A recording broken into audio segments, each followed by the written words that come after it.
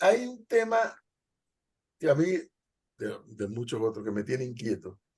Y de un tiempo a esta parte, particularmente en esta administración del presidente Cortizo, algunas instancias han dado la tarea de estar pretendiendo clasificar información y que no, y en consecuencia de esa clasificación, no permitir que sea de dominio público. Y a mí me tiene eso confundido, procurado, porque yo hace muchos años escuché, y eso se me quedó grabado, que todo lo público es público. Pero también entiendo, procuradora, entiendo que hay temas como, por ejemplo, en materia de seguridad, que las instancias de seguridad no tengan que estar revelando las estrategias, o que la Cancillería no esté revelando las estrategias de cómo es el modelo de relación con determinados países. Dicho esos dos aspectos, y quién sabe algunos otros más, cambió el razonamiento eso de que todo lo público es público. Buen día nuevamente, profesor, en absoluto. Y lo explico rápidamente.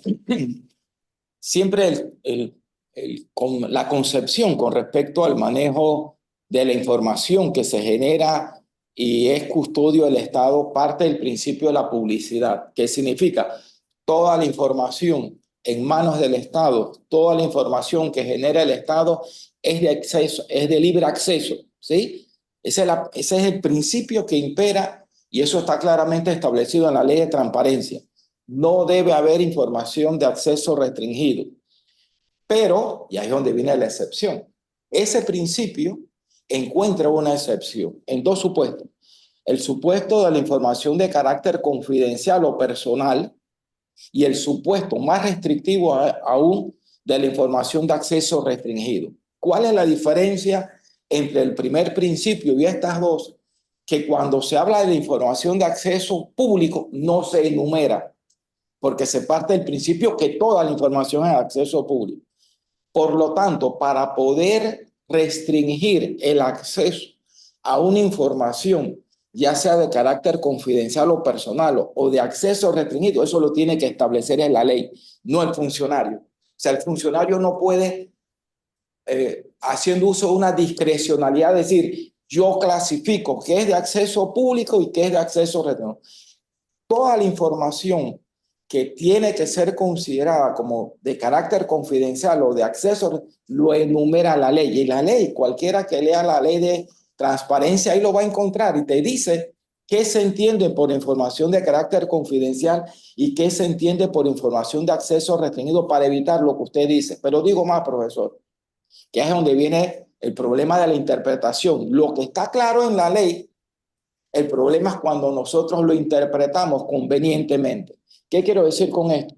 A pesar que la ley me enumera a mí qué es lo que es información de acceso restringido, la única forma de yo poder negarla es cuando primero a mí me solicitan información, yo verifico que la información que me está solicitando es de acceso restringido porque está calificada así en la ley y yo estoy obligado a emitir una resolución donde yo explico a la persona que pidió esa información la razón por la cual yo no se la puedo suministrar. Así como debe operar. Y digo más, eso solo no significa que eso no se pueda cuestionar a través de la acción de habeas data. Debe ser un tribunal el que en última instancia decida y diga, oiga, la información que aquí solicitaron, aun cuando usted la calificó de acceso restringido, esa no es información de acceso restringido. Olvídese de esto. La ley no la califica como tal. El tema, vuelvo a decir esto, profesor, nosotros tenemos bien diseñado el sistema. El problema es cómo funciona, cómo lo hacemos eficaz.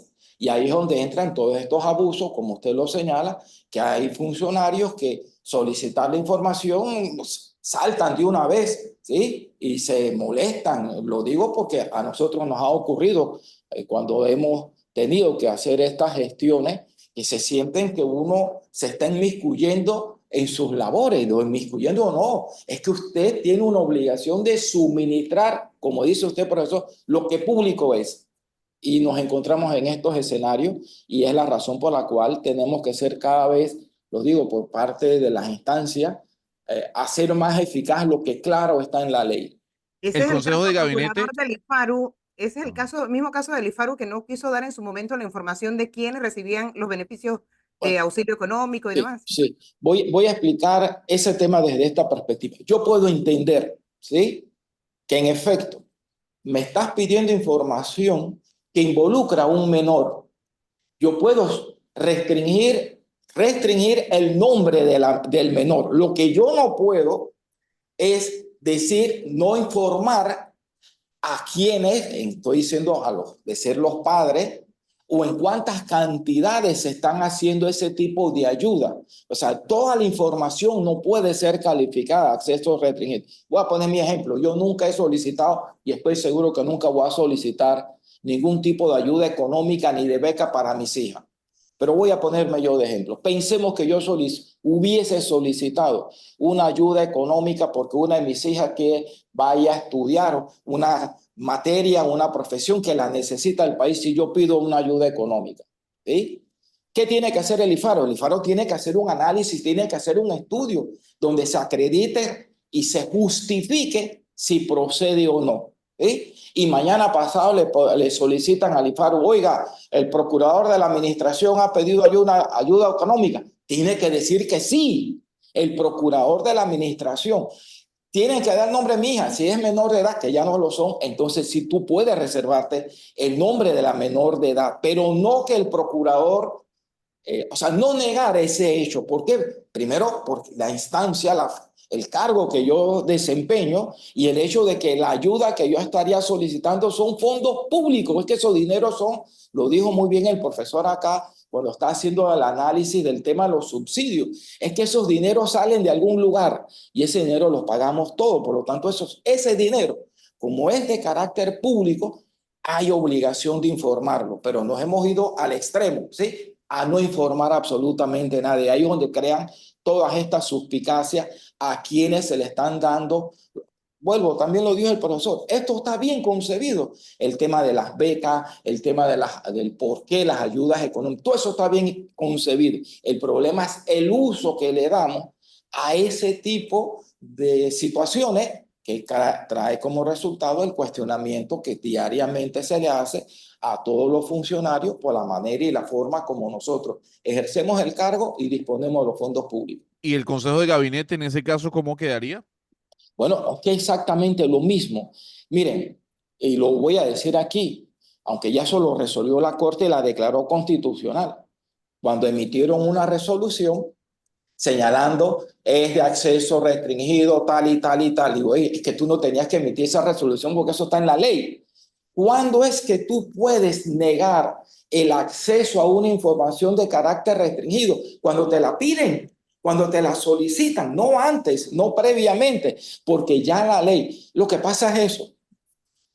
Lo que está bien clarito en la ley, uno busca la ley de transparencia y ahí lo dice, se considera información de acceso restringido y la enumera tal y tal y tal. Ya eso está enumerado. Nadie tiene que inventar lo que ya está allí.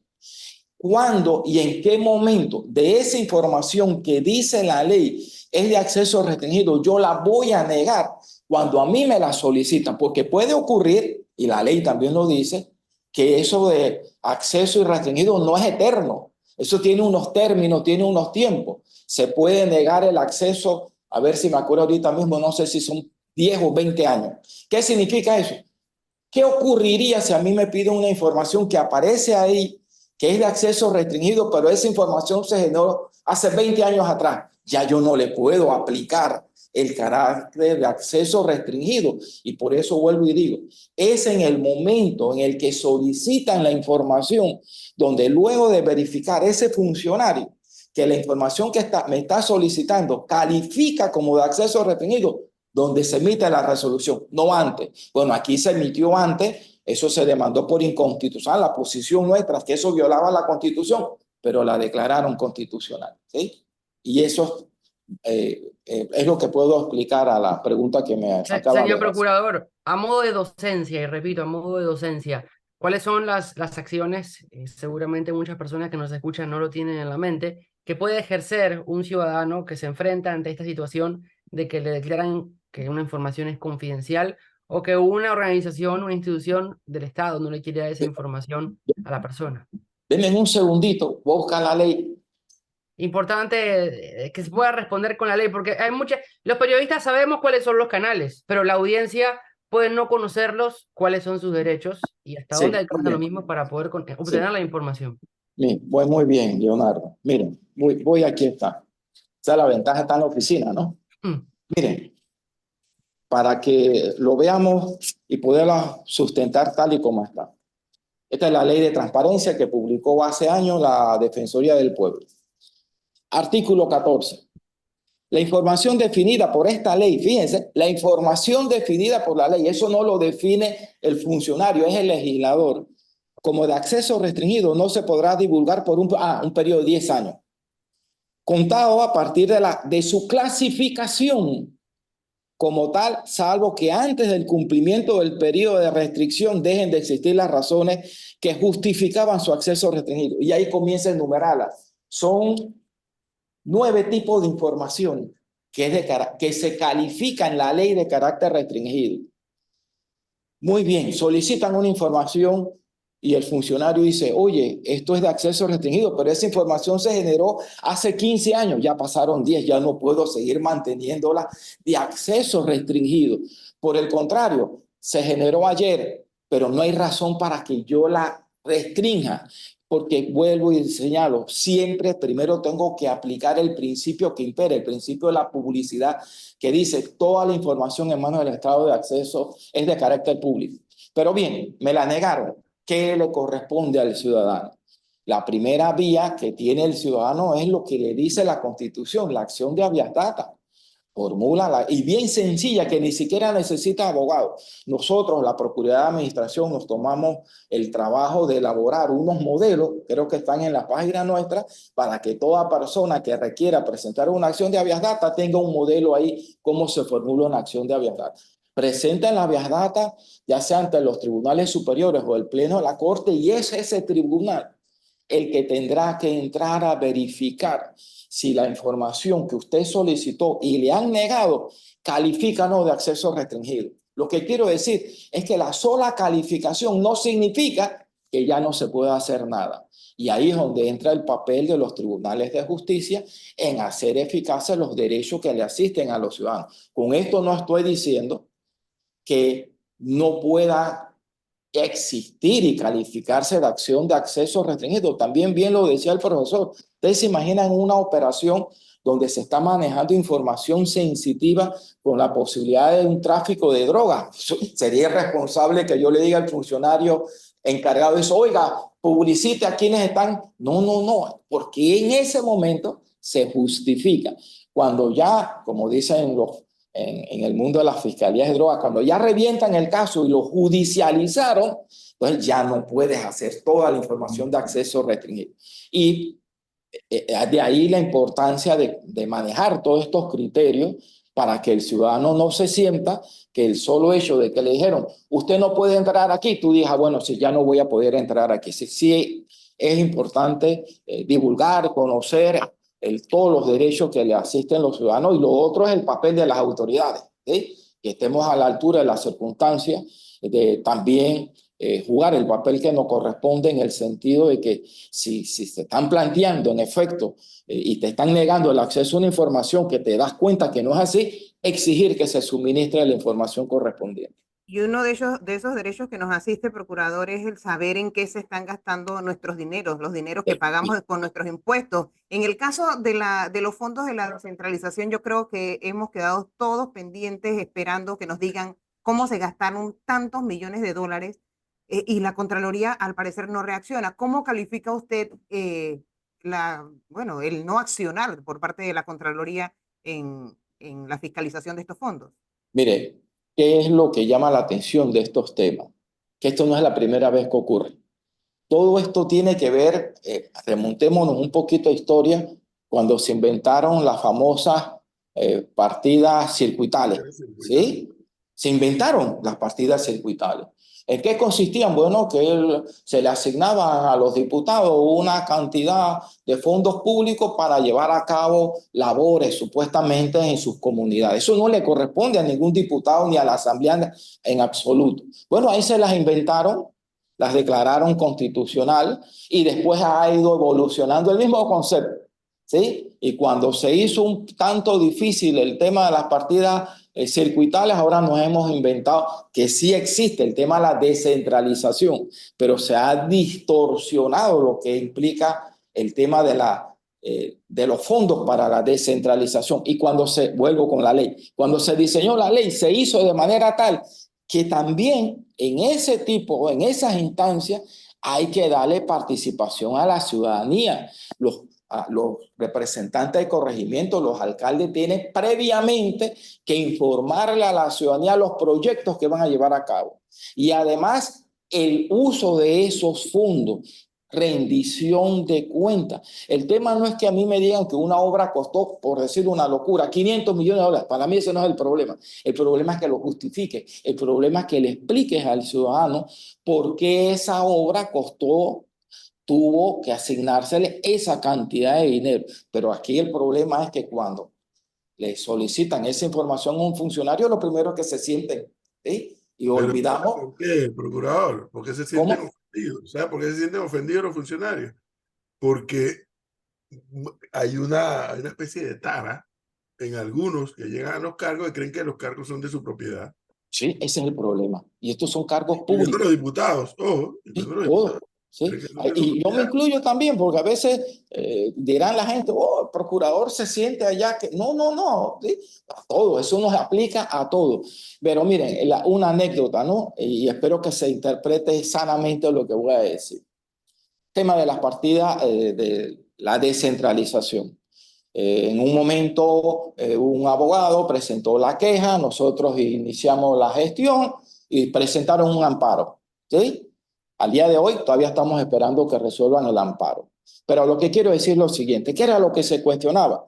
Que en un tiempo relativamente corto se liberaron millones de dólares para esos fondos en la descentralización. Lo que llegaron a hablar de la descentralización paralela. Y viene la anécdota.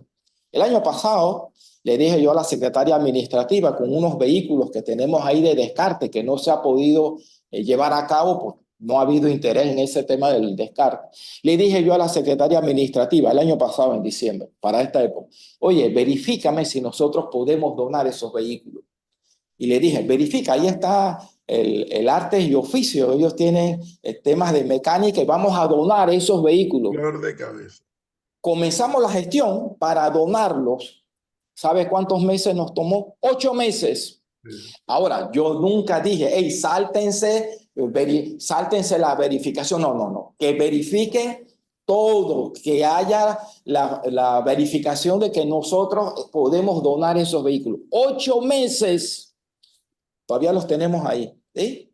Bueno, pregúntese cuánto tiempo tomó en verificar y liberar el uso de esas partidas en esos fondos públicos, que es lo que han estado cuestionando. Lo mismo que se cuestionó con la verificación que tenían que hacer con el contrato ley. Entonces, ¿cómo para un caso que me parece bien que nos hayan verificado todos los pasos para que después no me vengan a denunciar porque estoy haciendo uso indebido de vehículos de la institución que están ahí, vuelvo y digo?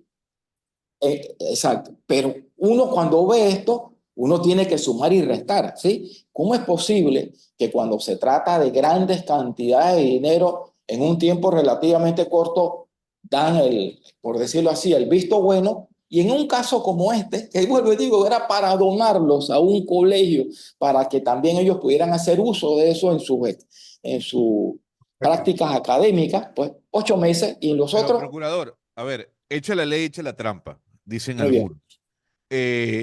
Y lo que usted está describiendo en esta conversación es que echa la ley, echa la trampa, y que las estructuras burocráticas del Estado panameño nos llevan a la cantidad de ejemplos que usted ha puesto a colación. La pregunta es, ya sabemos todas las estructuras burocráticas que tiene el Estado panameño, ya sabemos cómo se utilizan a beneficio de uno y beneficio de otro. La pregunta es, bueno, ¿cómo podemos cambiar? Porque ya llorar sobre la leche derramada, eh, evidenciar lo que hacen los funcionarios o algunos funcionarios para aprovecharse de la ley, pues digamos que no cambien en mucho. ¿Qué tiene que hacer el Estado panameño para que cada uno de esos ejemplos que usted trae a colación dejen de existir? Sí, primero voy a comenzar con algo que pareciera una salida fácil, pero primero hay que crear conciencia. ¿Qué es lo que hay que hacer? Lo primero y lo fundamental, el empoderamiento de los ciudadanos. ¿Sí? Son los ciudadanos los que tienen que estar activamente a través de los grupos que se han creado con esto, individualmente, tener la posibilidad de estar verificando, porque es que, ¿cuál es la ventaja que tiene el ciudadano? Relativa. Es que las reglas primero están establecidas. ¿Sí? Oiga, señor representante de corregimiento, ¿cómo es posible que la ley diga que usted tiene que consultar a nosotros y usted no nos ha consultado a nosotros? Primera respuesta a ese interrogante. El papel activo, ahí está lo que acaba de ocurrir con el tema de la ley que aprobó el contrato de concesión minera. ¿Sí? Una posición activa del ciudadano. Eso por sí solo no es suficiente, definitivamente. Viene el otro tema. Bueno, el funcionario no suministró lo que tenía que suministrar en tiempo oportuno. Bueno, ¿qué nos queda? Ya decíamos, bueno, usted como ciudadano tiene que saber que, bueno, tiene una opción, la acción de habeas data. Muy bien, presentaron la acción de habeas data, entran los tribunales de justicia.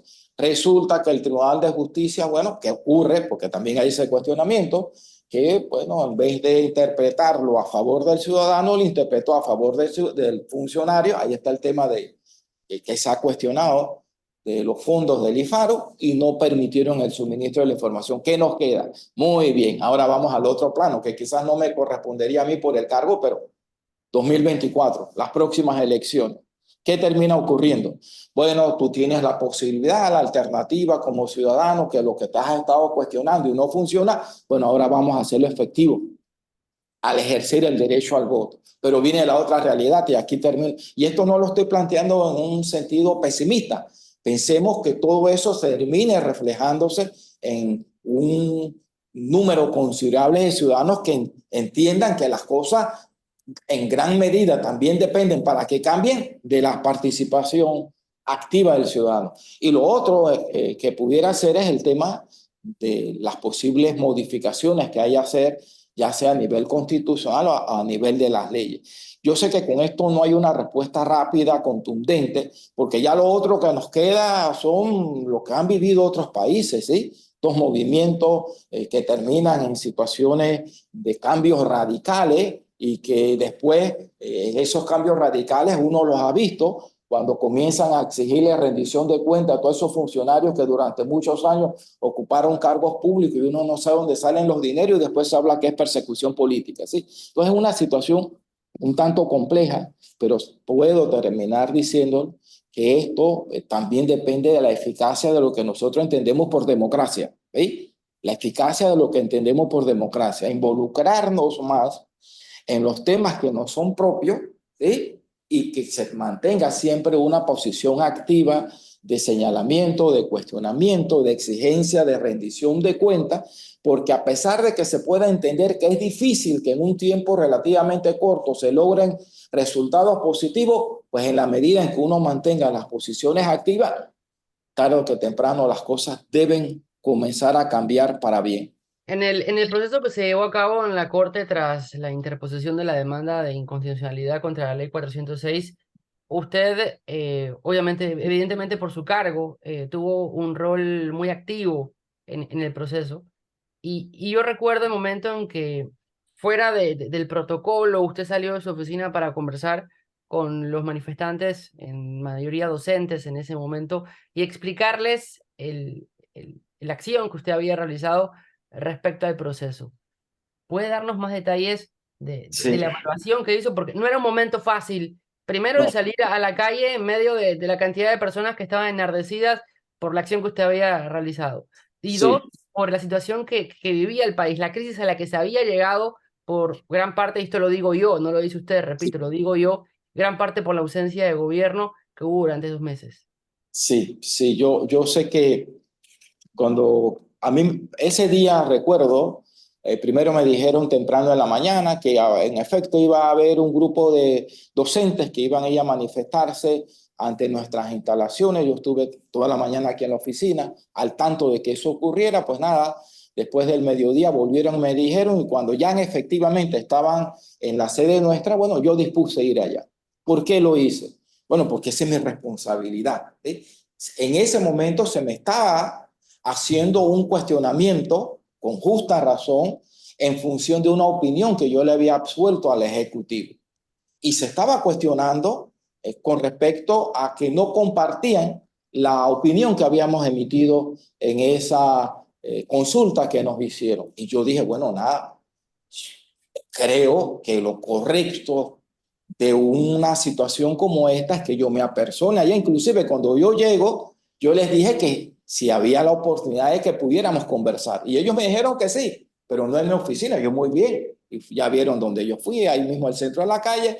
Ellos me hicieron su exposición, su planteamiento, y después yo les expliqué la posición nuestra. Y lo que puedo resumir es lo siguiente, y les dije, entiendo que la posición de ustedes es esta. Ya ustedes saben cuál es mi posición. Le dije, ambos queremos lo mismo por vías distintas. Y ahí fue donde yo le pude explicar las razones por las cuales era jurídicamente más correcto, si cabe decirlo así, que fuera la Corte que se pronunciara a que fuera la misma Asamblea que la derogara mediante una ley. Bueno, yo esto también lo tengo que decir, no lo hice ni con un afán de ir a buscar notoriedad. No, yo no necesito de eso. Yo tengo un cargo público que tengo que saber desempeñar. Lo hice por responsabilidad. O sea, y viene la otra parte. Podemos discrepar a veces de las formas como se manifiestan, protestan, pero esos eran los educadores del país. Ellos me educaron, educadores como ellos me formaron a mí. Y yo dije, oye, como mínimo, ellos merecen que el procurador de la administración vaya, se reúna con ellos y explicarles, independientemente que si me querían creer o no. Pero vuelvo y digo, eran primero que son ciudadanos, a cualquier ciudadano en otras circunstancias igual tengo que asumirlo, pero eran los educadores del país. Y yo, pues ya le digo, cuando yo estuve ahí, yo nunca sentí nada de agresividad, ninguna actitud fuera de tono, no, simplemente nos limitamos, nos escuchamos y hubo el respeto correspondiente. Bueno, actué en función de lo que yo consideraba eran mis responsabilidades como procurador de la administración. Y si tuviera que volverlo a hacer, obviamente lo vuelvo a hacer, porque yo no le puedo estar diciendo y cuestionando a funcionarios públicos que no están cumpliendo con sus funciones y el momento en que a mí me toca, pues no hacerlo. Y creo que ese era el momento en que tenía que hacer lo que finalmente hice en aquel momento, sabiendo la crispación que había, ¿sí? Porque también, lo voy a decir de esta manera, y no más allá de eso, que para ese momento hubo ciertas personas, entre ellos un abogado que es muy histriónico cuando habla, que hizo una insinuación, no un cuestionamiento. Hizo una insinuación que había una componenda para que yo dijera lo que dije, componenda con el Ejecutivo, porque la Corte iba a declarar constitucional el contrato. Eso es una insinuación cuando la hizo, primero muy temeraria, ¿sí? Y segundo, eso me exponía a mí, ¿sí? Porque cualquiera podía pensar, sí, mira, el procurador se vendió, el procurador, no, los que no me conocen podrán decir eso, pero yo sé quién soy yo. Y aún así, yo fui a dar la cara, con el riesgo que eso significaba, porque era mi responsabilidad. Y cuando uno ocupa estos cargos públicos, tiene que despojarse de todo interés personal y hacer digno el ocupar un cargo público en el entendimiento que tú tienes que prestar es un servicio. Esto pueda que suene muy poético, pero yo sí creo en eso, ¿sí? Desde el momento en que asumes un cargo público, estás prestando un servicio público al ciudadano y como mínimo tienes que escuchar al ciudadano. Y darle Procurador, respuesta. fíjese que esta pregunta sonará incluso antipática. Usted menciona, con lo que le responde a mi compañero Leonardo y lo que mencionaba, respondía hace cuestión de segundos a mi pregunta, eh, que no es fácil responder preguntas de manera directa, que a lo mejor la gente no entiende su papel. Y yo quisiera trasladarme a eso, a entender el papel de la Procuraduría, de la administración, porque a lo mejor la gente no lo tiene claro. Para el oyente que en este momento se pregunta, bueno, pero el procurador me está dando vueltas y me está mareando con Sí. palabras y dándome opciones y diciendo A, B y no termina de ser concreto. ¿Cuál es la figura del procurador de la administración? Lo primero y lo fundamental, defender los intereses del Estado. Defender los intereses del Estado no es defender al gobierno, sino los intereses de los ciudadanos entendidos en el concepto amplio de Estado. Ese es el primer papel fundamental.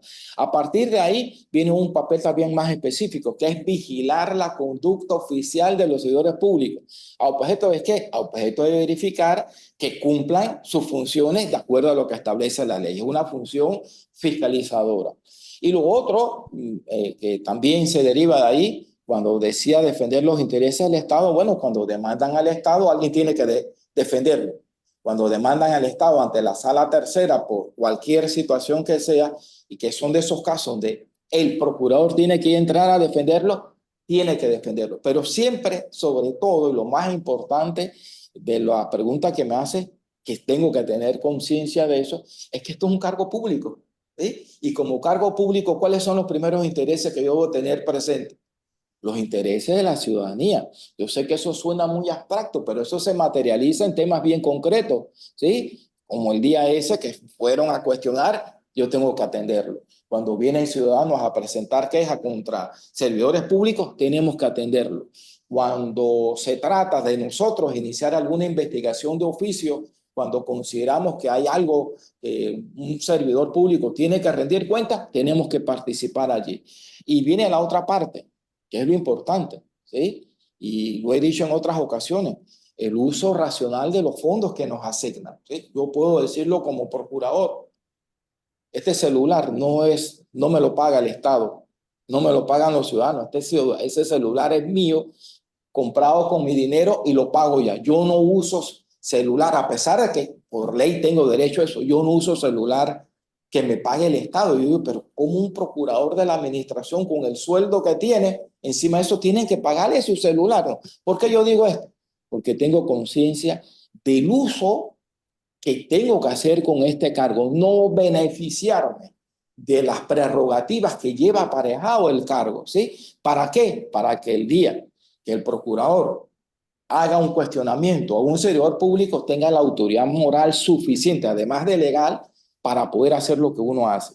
No sé si con esto a grandes rasgos respondo tu inquietud. Sí, Procurador, sin duda. ¿y cómo queda el caso de los educadores que son funcionarios y que dejaron a los estudiantes, o sea, no cumplieron con sus funciones por mes y una semana, dejaron a los estudiantes sin clases? Sí, mire, es un tema bien delicado y bien complejo. Yo voy a hablarlo también como educador. Yo soy profesor universitario en la Universidad de Santa María la Antigua y en la Universidad de Panamá. Entonces uno debe tener un mínimo de conciencia con respecto a que no se discute a nadie el derecho a huelga, el derecho a protesta, porque eso está en la Constitución. Yo no discuto el ejercicio del derecho, pero también uno tiene que tener presente tus obligaciones, tus responsabilidades. ¿Sí? Y esto lo digo con todo el respeto al movimiento de los profesores. ¿Qué es lo que llama la atención? Para ese momento, en esa circunstancia, los únicos que no estaban recibiendo su derecho a la educación eran los jóvenes del sector público. Esas son las paradojas de la vida, y esto no lo estoy diciendo yo para crear confrontaciones, pero sin embargo los del sector privado sí estaban recibiendo sus clases. Entonces yo creo que uno tarde o temprano tienes que replantearte eso, ¿sí? Hasta dónde el ejercicio del derecho que yo considero me reconoce la Constitución y la ley lo puedo ejercer, termina afectando a terceros, en este caso los estudiantes, en el entendimiento. Yo por ejemplo, yo no dejé de dar clases en las universidades, ¿sí? Llegó el momento en que nos dijeron, tenemos que dar las clases virtuales, y yo di mis clases virtuales, ¿sí? No estoy diciendo más que eso, ¿sí? Y lo que hay que tener presente es eso, hasta dónde mi derecho que puedo ejercer, lo puedo ejercer en el entendimiento que también estoy afectando a quienes yo tengo una responsabilidad como docente, ¿sí? Y claro, reitero, estos son temas muy complejos, muy delicados, pero tenemos que replanteárnoslos como sociedad, ¿sí? Uno también se pregunta, mire, en la Constitución, en ninguna ley existe el derecho a cerrar calle. Esto lo digo con todo respeto. Yo sé que desde la óptica, la Corte Interamericana se reconoce que hay circunstancias que justifican que ciertos grupos vulnerables es la única forma de ser atendido, ser escuchado y pueden cerrar una calle. Pero como derecho no existe, ¿sí? como derecho no existe. El tema cuando tú haces eso es que tienes que tomar conciencia de que tú no puedes, sobre pretexto de ejercer un derecho, convertir eso en una situación de que aquí nos vamos a afectar todo el mundo, ¿sí? Pero todo en una democracia tiene su costo, ¿sí? Y así, y dando respuesta a esto, tarde o temprano tenemos que replantearlo. El tema en el sector educativo, que cuando yo dejo de dar clases en el sector público, estoy afectando a los estudiantes a los cuales tienen derecho a la educación, y por otra parte en el sector privado tus mismos compañeros del mismo gremio sí siguen dando clases. Pues tenemos que sopesar esto porque al final alguien sale afectado. Yo no digo, y la conclusión no es que no se manifiesten, no protesten, pero también tenemos que atemperar ciertas situaciones por las consecuencias que eso tiene a corto, mediano y a largo plazo. Aquí todavía estamos pagando situaciones de deficiencias en la formación de nuestros estudiantes y solamente nos damos cuenta 5, 6, 7 años después. El tiempo que se va nadie lo recupera, ¿eh?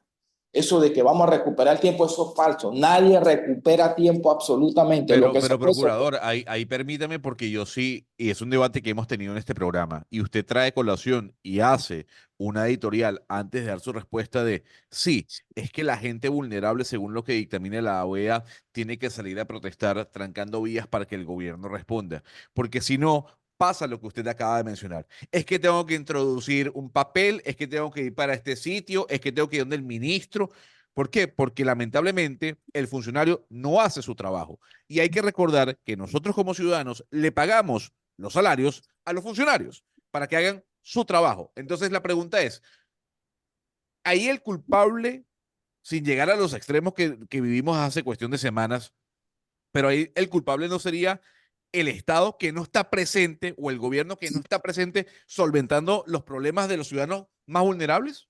La respuesta es categórica, sí. Es que no debió haberse llegado a esa situación. O sea, nunca debió haberse dado una situación donde unas personas tienen que ir a cerrar una calle porque están reclamando que hace 5 semanas no tienen agua. No debió haberse dado eso. Pero ahí donde lo acabas de señalar, te ponen, cuando tiene algún tema del servicio, llame a estos teléfonos. Llamas, nadie te contesta.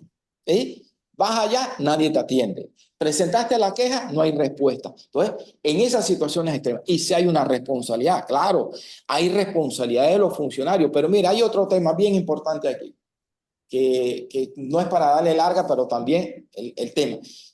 Nosotros tenemos los instrumentos, es que todo eso está diseñado ya. ¿Cuál es el instrumento que tiene la asamblea para llamar a los funcionarios que no están cumpliendo con sus funciones? Ahí lo tiene, pero no es eficaz. ¿Por qué? Porque por lo general el funcionario que tendrías que llamar es de tu mismo partido político y no lo quieres exponer, ¿sí? Y eso queda en manos de las mayorías. Eso debe estar en manos de las minorías, de poder llamar a un director de una institución, a un ministro, a que rindan cuenta, pero a rendir cuenta de verdad, porque viene la otra parte. Cuando tenemos que ir a sustentar nuestras vistas presupuestarias, ¿en qué se termina esa situación? Bueno, que uno comienza allí, yo no lo hago de esa manera, pero comienzan ahí a hablar de, estoy pidiendo fondos para esto, fondos para otro. Oye, cuestiónenlo. Oiga, pero si ustedes le asignamos estos fondos para resolver esto, ahí están los ciudadanos que todavía están esperando respuesta, pero por general, por conveniencia, por las razones que sea, pasamos por alto esa situación. Lo que quiero decir, el problema de nuestras democracias es que a pesar de que tenemos buenos diseños, no estamos siendo eficaces. Y al no ser eficaces, entonces la gente se pregunta, ¿para qué sirve la democracia? ¿Sí? ¿Para qué? Si usted, ¿cómo es posible que le llama a un funcionario por algo sencillo? Oiga, tenemos 5 semanas que no tenemos luz eléctrica, no tenemos agua. Entonces, si no le responde usted, ¿a quién le va a responder ese ciudadano? Y después nos vamos a las situaciones extremas donde tienes que cerrar una calle. ¿Por qué? Porque con tiempo no hiciste oportunamente el trabajo que te corresponde. Procurador, regresando al tema de los docentes, tomando en cuenta que los reclamos de la dirigencia gremial eran contra el Ejecutivo, contra la Asamblea por el tema del contrato minero, no contra su patrono Meduca, ¿la huelga de los docentes fue legal o no? desde el punto de vista constitucional, es un derecho. Cuando usted ve la norma, la Constitución dice, se reconoce el derecho a huelga, punto. Ya ellos tienen derecho.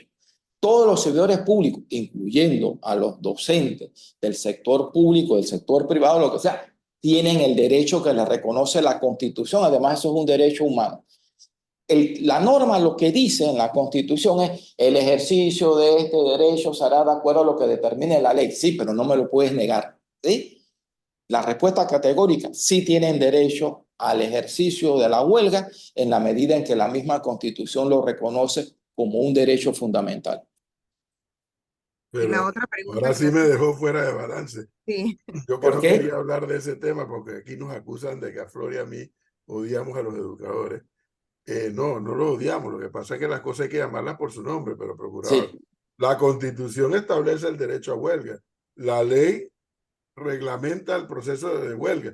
Para sí, llegar al nivel de huelga tienes que cumplir con una serie de procesos, sí. los cuales Lo- aquí no se cumplieron. Aquí hubo una no, huelga de hecho, no de no, derecho. sí, yo lo No me tengan entiendo. un tema de lo cual yo no tengo ni idea. Sí, no, yo lo comprendo, profesor. Lo que pasa es que las nuevas concepciones que dicen, bueno, quiere decir que mientras el legislador no lo regule, yo no podré ejercer mi derecho. Entonces, frente a esa omisión del legislador, impera el criterio de la Constitución. La Constitución es bien clara.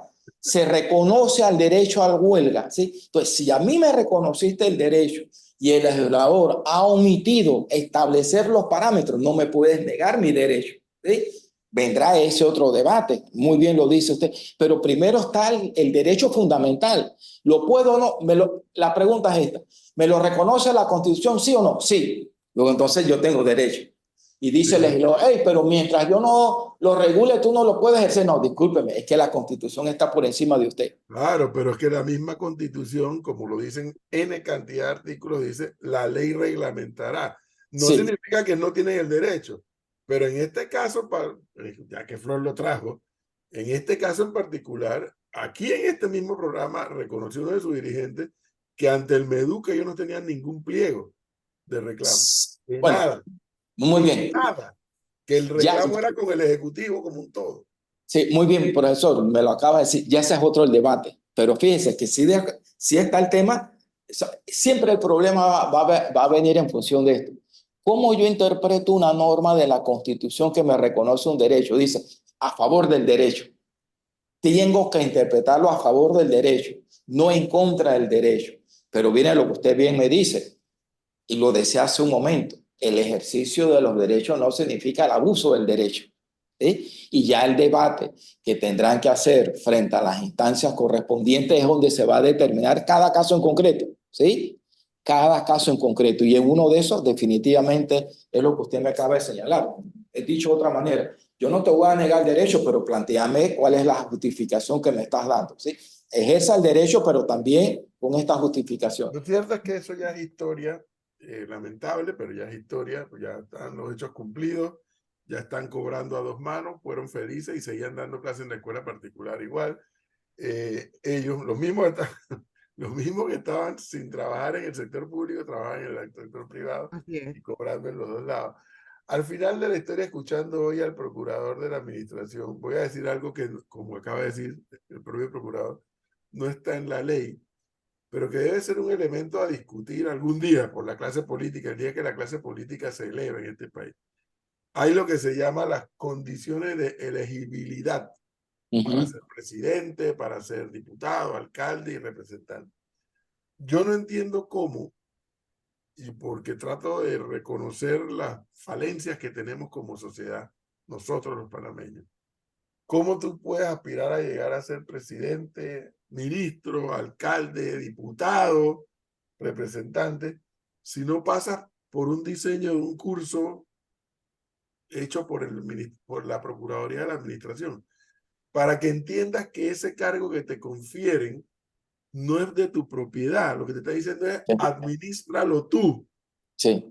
No es, mire, yo tuve una discusión un día, cuando yo era subsecretario de la Asamblea, con un legislador, ya fallecido, por cierto. Le digo, oye, ¿qué es lo que pasa con un centro deportivo que aquí me están llegando gente que está reclamando que no se puso? Ese centro lo hice yo, lo gestioné yo, y ahí nada más entran lo que yo digo. Y digo, oye, ese centro no es tuyo. Tú lo Sí. pudiste haber gestionado, todo lo que tú quieras, pero la plata es del Estado y lo que se puede haber una regulación. Mira, aquí para entrar, se entra de tal hora a tal hora. Tiene que hacer esto, aquello, pero lo que tú no puedes decir que tú, pues ahí se hace lo que yo digo. A mí eso no se me ha olvidado nunca. Y como no se me ha olvidado nunca, siempre, y más ahora que escucho al procurador Rigoberto González, caramba, como que va a haber que meter en la ley electoral. Si usted quiere ser candidato, usted primero tiene que pasar por un seminario en la Procuraduría Sí. de la Administración, para que usted entienda que el puesto no es suyo, no es de su propiedad, es del Sí. Estado. Y que usted va a Sí. poder estar hoy y mañana no va a estar, pero que lo que usted gestione no es suyo. Sí. Profesor, lo ha explicado también como lo que es. Usted es un profesor, un docente, que en el fondo, profesores, hay un problema ético allí. ¿Sí? Por ejemplo, ¿por qué yo tengo que ponerle el nombre a un vehículo que este vehículo se logró gracias a las elecciones y pongo mi nombre ahí? Ey, eso tú lo compraste con fondos públicos.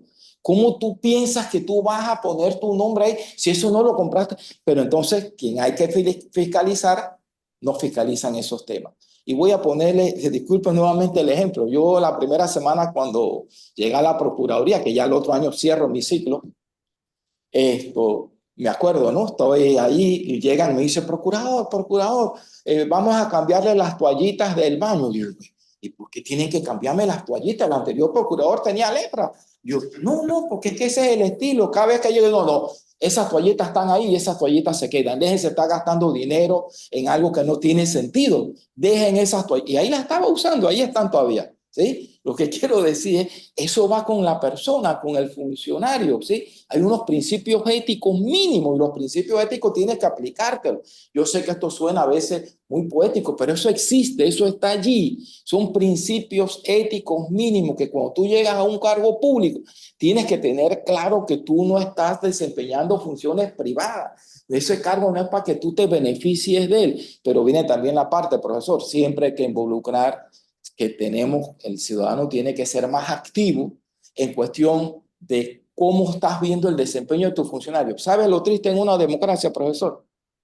Que los que tú escojas para que te representen, al cabo de un tiempo terminan viviendo mejor que los electores y tú te preguntas, ¿y eso cómo es? Dice, ¿sabes cómo es posible? Y no estoy diciendo que todo el mundo tiene que terminar siendo millonario, los ciudadanos. Estoy diciendo es lo mínimo. Oye, pero si esta persona yo voté por él y 10 años después, mira dónde vive. O sea, vive mejor que los electores. Entonces uno tiene que comenzar a preguntarse y uno mismo cuestionarse. No, al final, procurador, pues sí, es muy evidente que aquí nos falta mucha más educación política, más educación cívica en la sociedad. No digo que a los políticos solamente. Sí. En la sociedad como un todo, falta mucha educación política, educación cívica, que no tiene nada que ver con que unos opinen A y otros opinen B. Cuidado, Exacto. porque esa Sí. es la dinámica democrática. Pero sí falta mucha educación política y educación cívica para entender varios de estos temas que el procurador aquí ha desarrollado en la mañana de hoy, porque es que si hay una especie de taras, no es que esto lo conseguí yo, pues es plata del Estado, Sí, producto de los impuestos de todos los panameños, eso no es tuyo. Bueno, que lo gestionaste, bien por ti que lo gestionaste y lo lograste, pero eso no pasa a ser de tu propiedad. ¿Y qué pasa? Mucha gente incursiona en la vida política sin conocer estos mínimos indispensables, procurador. Y entonces sí. vienen estos cortocircuitos, ¿no? Hoy hablamos de un presupuesto de la Asamblea hipertrofiado, 220 millones de dólares que no hay forma de justificar, pero que si usted quiere, va a la Asamblea, a la Dirección de Recursos Humanos, o donde el jefe de contrato y dice, yo quiero saber cuántos contratos tiene cada diputado. Dice, esa información no se le puede dar. Así se lo dicen. Sí, Y sí. insistan porque no la vas a conseguir. Sí, sí. Así te lo dicen. Y no te la dan. Pero bueno. Procurador, yo le quiero hacer una última pregunta que le manda aquí un oyente. Si el procurador ha investigado al contralor de oficio o si pretende investigarlo por su conducta, por su labor mediocre y cuestionable. Sí, muy bien. En principio, nosotros no podemos investigar al contralor. No nos corresponde a nosotros. Y por lo tanto, la respuesta es que no significa que cuando hayan presentado quejas, nosotros no la hayamos solicitado, rendición, que nos rindan un informe. Uno último fue el tema de la descentralización. ¿Qué fue lo que terminó ocurriendo ahí? Vuelvo y tengo que recordarlo, nos presentaron una acción de amparo frente a esas peticiones, no nos los han resuelto y no puedo seguir indagando más con respecto a ese tema en específico, que nos rindan cuenta. Eso que acabas de señalar, Flo, si la ley establece tales o cuales parámetros para la fiscalización del uso de estos fondos públicos, ¿qué fue lo que se hizo? ¿Qué no se hizo en ese aspecto? Pero como nos presentaron el amparo, y esto no es una excusa, tengo que cumplir lo que nos dice la Corte, no pude seguir indagando. Sí lo hemos hecho, pero en principio las investigaciones en contra del Contralor no le corresponden directamente a la Procuraduría de la Ahora, Administración. rápidamente, ¿A quién le procurador. corresponde, procurador? De la Administración. No, ¿a quién le corresponde? Ahora me ha saltado una duda. Investigarlo. ¿A quién le Sí, corresponde investigar al Contralor, si fuera el caso? Procurador General de la Nación. Al de la Nación. Ok. Procurador, usted dijo algo que me llamó mucho la atención, y usted habló de la democracia, lo importante que es la democracia y que la democracia no es la culpable de que Panamá tenga la situación que tiene en estos momentos y de gran parte de América Latina. Y mucha gente toma como referencia a Nayib Bukele y a otros populistas y ceden derechos por otros. Ah, no, es que él me arregló, y me solucionó el problema de la seguridad, pero pero a costa de eso el señor se va a quedar y Sí. transforma toda la legislación a su favor. ¿Por qué la democracia no es la culpable de lo que estamos viviendo? Simplemente no es el sistema como No es tal. el sistema. Somos nosotros los que lo hacemos funcionar, ¿sí? Y lo que ocurre es que en algún momento, como las cosas no funcionan, pensamos que el problema es la democracia. No es el sistema. El sistema está diseñado de manera tal que puede ser eficaz, definitivamente. Pero lo acaba de decir el profesor. ¿Quiénes hacen funcionar los sistemas? Nosotros, los seres humanos. Nosotros, las personas.